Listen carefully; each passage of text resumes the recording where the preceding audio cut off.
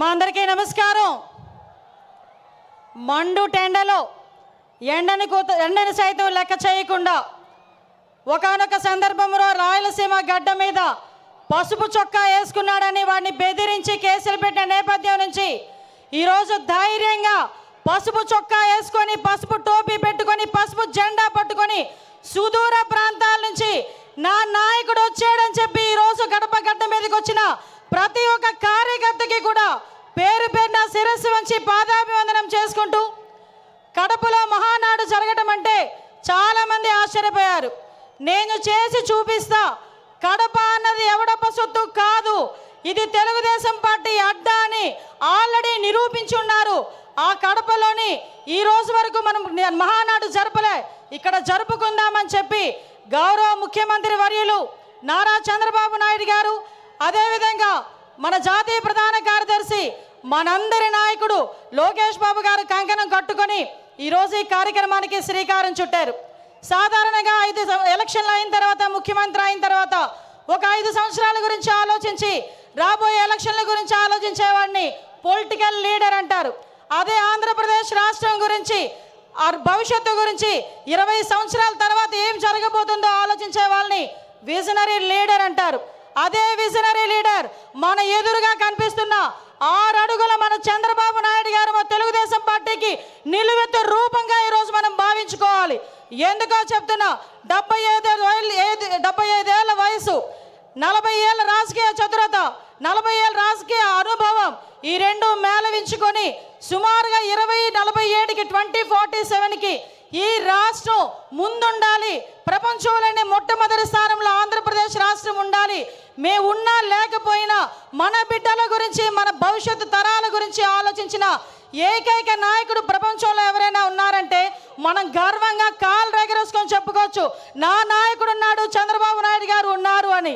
ఆ చంద్రబాబు నాయుడు గారికి వేదిక సాక్షిగా నమస్కారాలు, ధన్యవాదాలు తెలియజేసుకుంటూ, ఈరోజు గత 5 సంవత్సరాలు కూడా వ్యవస్థలని నిర్వీర్యమైపోయి ఉపాధి అవకాశాలు లేక, ఉద్యోగ అవకాశాలు లేక మొత్తం యువత అంతా కూడా తప్పుదారి పట్టి, గాంజా మార్గాన్ని బట్టి ఉపాధి అవకాశాలు లేక అల్లాడుతుంటే ఆ యువతకి ఒక మార్గదర్శకం ఇవ్వాలి అని చెప్పి ఆ రోజుల్లో రౌడీ రాజకీయాలు జరిగే పరిస్థితుల్లో, సైకోల్ పాలన పరిపాలించే పరిస్థితుల్లో ఆ రోజు ఒక్కగానొక్క బిడ్డ ఈరోజు రోడ్డు మీదకి వచ్చి అవమానాలు ఎదుర్కొన్నాడు, అపహేళనలు ఎదుర్కొన్నాడు. ఒక పక్క తల్లిని అవమానించారు, ఒక పక్క తండ్రిని జైలుకి పంపించారు. అయినప్పటికీ కూడా మొక్కవోని ధైర్యంతో నా కార్యకర్తలు నా వెంబడి ఉన్నారు, నేను పూర్తి చేయగలనని సుమారుగా 9 నెలల కాలంలోనే ఈ రాష్ట్రంలోని తెలుగుదేశం పార్టీకి పునరుద్ధేశం తీసుకొచ్చిన నా సోదరుడు, మానవరుల శాఖ మంత్రులు గౌరవనీయులు నారా లోకేష్ గారికి ప్రత్యేకంగా ధన్యవాదాలు, నమస్కారాలు తెలియజేసుకుంటూ, ఈరోజు రాష్ట్ర పార్టీ అధ్యక్షులు పల్లా శ్రీనివాసరావు గారికి, అదేవిధంగా వేదిక నిర్వహించిన సహచర మంత్రివర్యులకి, ఎమ్మెల్యేలకి, ఎమ్మెల్సీలకి అందరికీ కూడా పేరు పేరున, వేదిక నిర్వహించిన పెద్దలందరికీ కూడా పేరు పేరున నమస్కారాలు, ధన్యవాదాలు తెలియజేసుకుంటూ, సాధారణంగా ఈ మహానాడు అయితేనే మహానాడు ముందు రోజు కూడా చాలా వర్షం పడింది. వర్షం పడితే చాలామంది లోపల తీన్మా డ్యాన్సులు వేసుకున్నారు అవతల పార్టీ వాళ్ళు. ఈ మహానాడు ఎలా అవుతుందో చూద్దాం, ఈ మహానాడు ఎలా అవుతుందో చూద్దామని.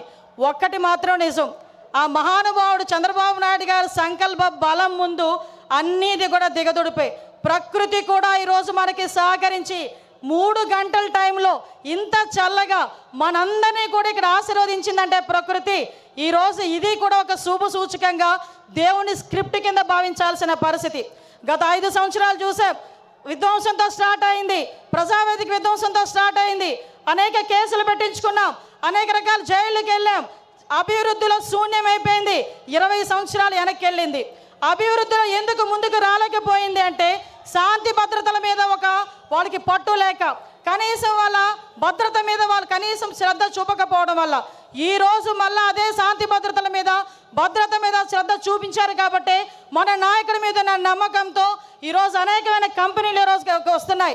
ఇంతకుముందు రాయలసీమ గురించి, ఫ్యాక్షనిజం గురించి మాట్లాడుకునే పరిస్థితి నుంచి ఈరోజు ఉపాధి అవకాశాలు, ఫ్యాక్షన్లోని చాలామంది ప్రాణాలు కోల్పోతూ ఉంటే అటువంటి వాళ్ళు ప్రాణాలు కోల్పోకూడదని ఫ్యాక్షనిజాన్ని సమూలంగా ఆ రోజు నాశనం చేసి ఈరోజు అదే కత్తి పట్టిన చేత్తోనే ఉపాధి అవకాశాలు కల్పించిన పరిస్థితి.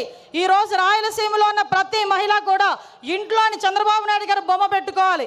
ఎందుకనంటే ఏ రోజైనా కత్తి పెట్టిన మగవాడు బయటికి వెళ్తే మళ్ళా తిరిగి ప్రాణాలతో వస్తాడో రాడో తెలియని పరిస్థితి నుంచి ఈ రోజు నా భర్త క్షేమంగా వస్తాడు, తిరిగి డబ్బులు తీసుకొని వస్తాడని ధైర్యంగా ఉండే పరిస్థితిని ఈరోజు తీసుకొచ్చాం. ఇంతకుముందు రాయలసీమ అంటే మనకి చేతిలో కత్తులు, కటార్లు, బాంబులు వినిపించేవి.